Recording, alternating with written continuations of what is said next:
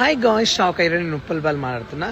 కాదు, middle class వాళ్ళంటే వాళ్ళకి మనసు ఉండదా? వాళ్ళకు ఒకటి, మేము ఎన్నో రోజుల నుంచి కష్టపడి వీడియో చేసుకుంటూ అగ్ని పరీక్షకు వచ్చి అన్నిట్లో సెలెక్షన్ అయ్యి గ్రూప్ డిస్కషన్లో ఎగ్జామ్లో లాస్ట్ ఫైనల్కి వస్తే అక్కడ మాకు గేమ్ ఇవ్వకుండా, ఒక టాస్క్ ఇవ్వకుండా, మీ వీడియోల వల్ల వర్గల్గా ఉంటాయి. మీ వీడియోలు దేనికి పనికి వస్తాయని అడిగారు క్వశ్చన్. నవదీప్ గారు, మీ వీడియోలు ఏం దేనికి పనికి వస్తాయండి? మా వీడియోలు పని చేయనప్పుడు మీరు సమాజంలో ఎవరికైనా దానం చేస్తారా? ఒకరికి ₹1,00,000 దానం చేస్తారా? ఎవరికైనా పెళ్ళి అయితే పుస్తమెట్టలు ఇప్పించారా?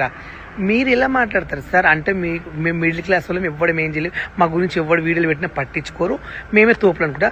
మీకు అవకాశం ఇస్తే మీరు అక్కడ కూర్చున్నారు. మీకు అవకాశం బట్టి ఈరోజు మీరు వెళ్ళకూడదు కదా బిగ్ బాస్కు. అంతగానం చూడకండి, ఏదో ఒక రోజు మీకు తగులుతుంది. అగ్ని పరీక్ష పిలిచి అవమానించడం కాదు. నేను అస్సలు వదిలిపెట్టాను నవదీప్ గారు, నేను అస్సలు వదిలిపెట్టాను. పాపం అనేది ఎప్పటికైనా తట్టుకుంటుంది, భరిస్తా కూడా. కానీ ఏం జరిగింది అక్కడ ప్రతి ఒక్కరు చెప్తా గాయస్, న్యాయం జరగాలి నాకు. ఈ క్వశ్చన్ చాలామంది ఆడియన్స్ది. అగ్ని పరీక్ష చాలా టఫ్గా చేస్తున్నారు అని నడుస్తుంది. అండ్ వచ్చిన కంటెస్టెంట్స్ కొంచెం హర్టింగ్గా ఉన్నారు అని బయట ఇదవుతున్నారు. దాని మీద మీ ఒపీనియన్ అండి, అంటే ఏం చెప్తారు ఆడియన్స్కి? ఇట్స్ అ రాంగ్ స్టేజ్ అండి, బట్ మీరు అడుగుతున్నారు కాబట్టి ఐ లిమిట్ దిస్ క్వశ్చన్ ఈ టాపిక్ మీద. ఆఫ్టర్ దిస్ ఏం ఫీల్ అవుతున్నారన్నారు? చాలా టఫ్గా అంటే హర్టింగ్గా మీరు కొన్ని రెస్ట్రిక్షన్స్ పెట్టి మాట్లాడుతున్నారు అని ఉప్పల్ బాలు అని ఒక 4-5 కంటెస్టెంట్స్ బయటకు వచ్చి చెప్పడం జరిగింది. లుక్, మీ ఆల్రెడీ షో ఎయిర్ అయింది నిన్న రాత్రి నుంచి.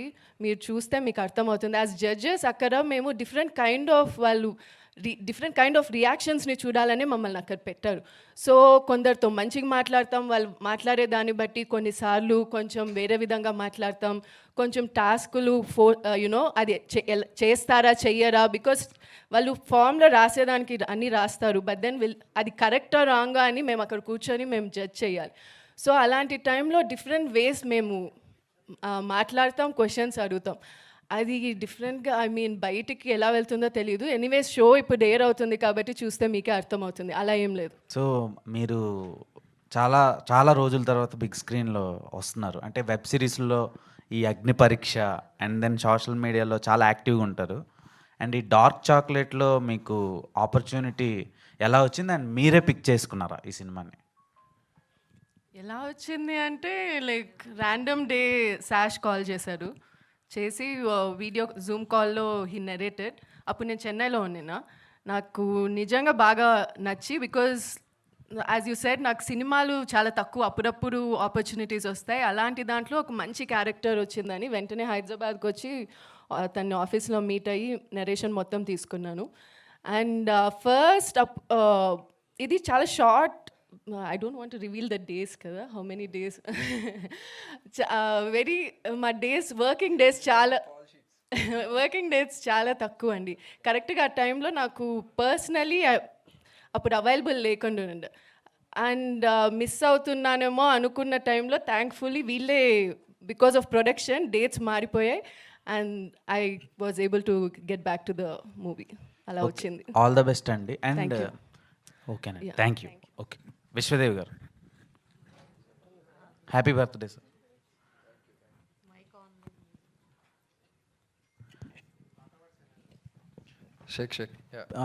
ప్రీవియస్ ఫిలింకి మీకు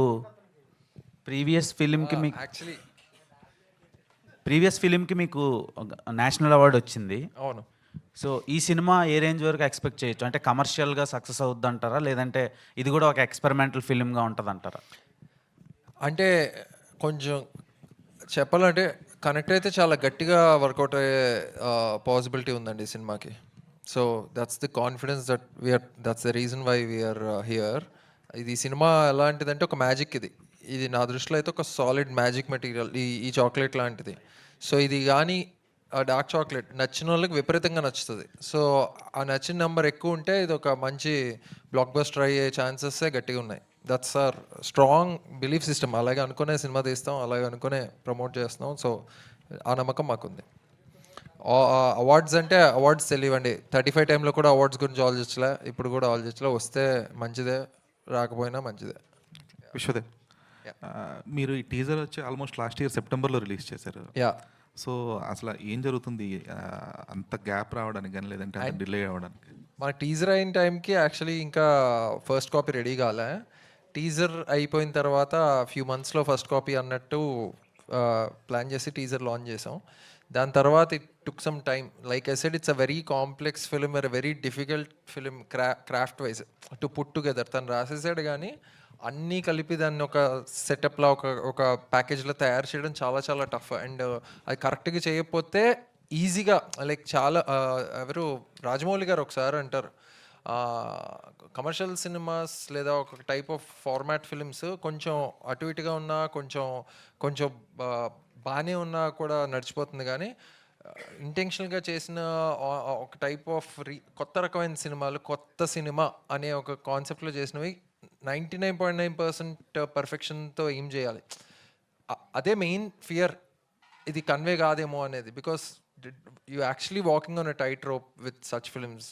సో 35 కూడా మేము అంతే కూర్చున్నాం, అంతే వివేక్ మేమందరం కూర్చున్నాం. లాస్ట్ మినిట్ వరకు కూడా ఈ ఒక్క లైన్, ఈ ఒక్క బీట్ అంత లెవెల్లో మైన్యూట్గా వెళ్ళామండి. అంటే what I mean to say is like చాలా మైన్యూట్గా వెళ్ళాం ఆ సినిమాకి ఈ సినిమాకి. Okay, hope the wait is worth.